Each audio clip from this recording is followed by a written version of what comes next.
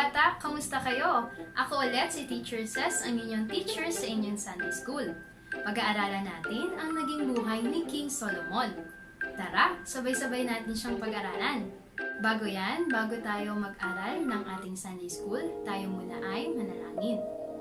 Panginoong Diyos, marami pong salamat sa araw po ulit na to, Lord, na nagkaroon po kami ng opportunity para po mapag-aralan po namin ang inyong salita at tungkol na rin po sa buhay ni King Solomon. Marami pong salamat, Lord, sa lahat. Ito pong aming dalangin sa pangalan ni Jesus. Amen. Hello mga bata! Tara, samahan niyo akong kantahin ang The Love of Jesus.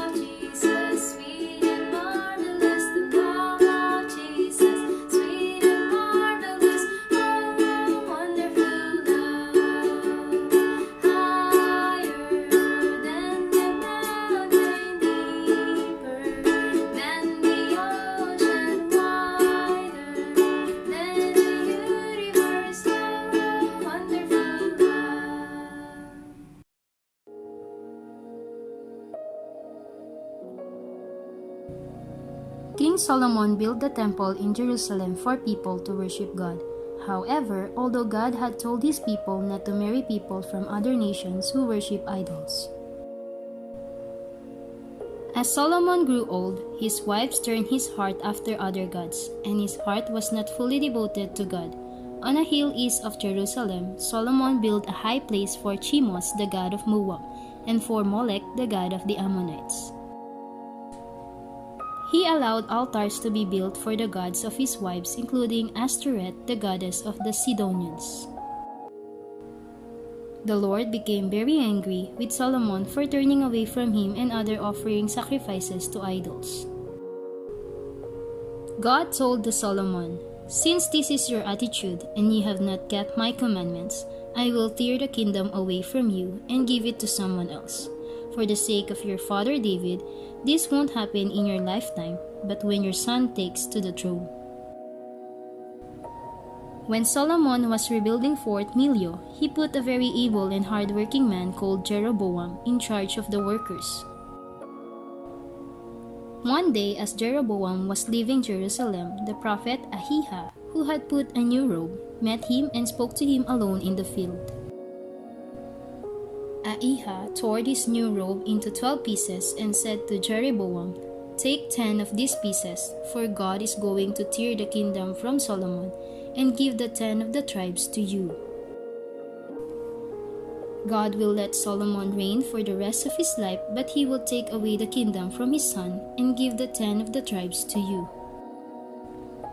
Solomon has disobeyed God's law and worshipped other gods. His son will rule in Jerusalem, but you will have power over the rest of Israel. If you obey God, he will bless you. Solomon saw Jeroboam as a threat and tried to assassinate him, but Jeroboam escaped and fled to Egypt, where the king Shishak protected him. After a reign of 40 years, Solomon died and his son Rehoboam became king. Friends of Jeroboam got a message to him in Egypt to let him know that Solomon was dead. He returned in time for the coronation of King Rehoboam. He immediately became the ringleader of those wanting to make demands of the new king. "Your father was a hard master," the protesters told Rehoboam. "We don't want you as a king unless you promise to treat us better than Solomon did. Give me 3 days to think this over," Rehoboam replied.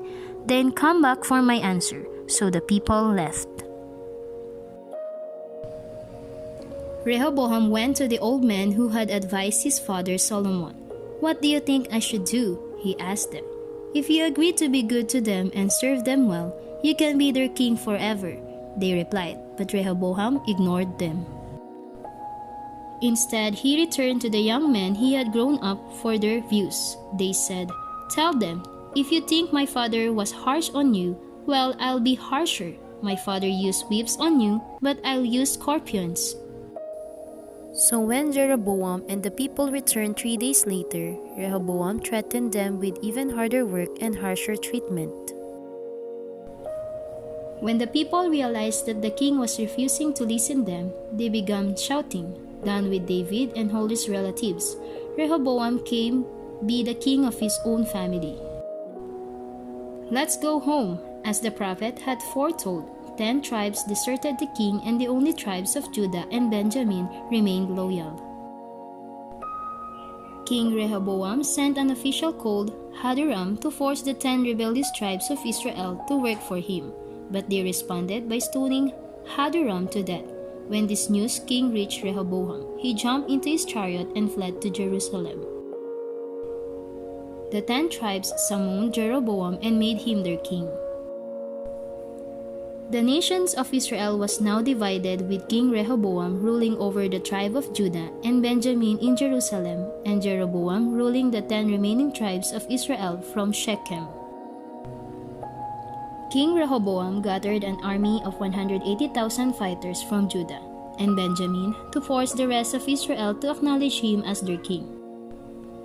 But God sent the prophet Shemaiah with the following message: "Tell Rehoboam and the people of Judah and Benjamin that they must not fight against their brothers. Tell them to disband and go home, for what has happened to Rehoboam is according to my wish." So the army went home as the Lord had commanded. Jeroboam thought, "Unless I'm careful, the people will want a descendant of David as their king. When they go to Jerusalem to offer sacrifices at the temple, they will become friendly with the king Rehoboam.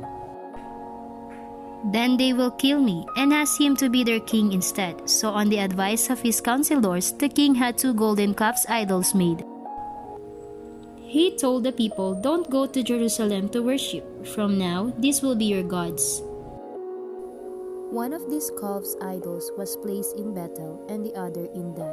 It was a very disobedient act that they greatly displeased God. Jeroboam offered sacrifices on the altar to the calves at Bethel. He also made shrines on the hills and ordained priests who were not from the priestly tribe of Levi. Neither Jeroboam or any of the kings of Israel that followed him trusted in God or obeyed him. Eventually, many years later, God allowed the Assyrians to invade and take the 10 tribes away as captives in punishment for their constant disobedience. At dahil dyan, hanggang dito na lang muna ang ating pag-aaralan, mga bata. Itutuloy natin ito sa susunod na linggo. Tayo ay manalangin. Panginoon Diyos, marami pong salamat sa araw na ito, Lord, na pag-aralan po namin ang naging buhay ni King Solomon. At nawa, Lord, maging good example po siya sa amin. Ikaw po ang maggabay at mag-ingat sa amin sa araw-araw po na buhay. Ito po ang aming nalangin sa pangalan ni Jesus. Amen. Para naman sa ating memory verse, ito ang ating magiging memory verse.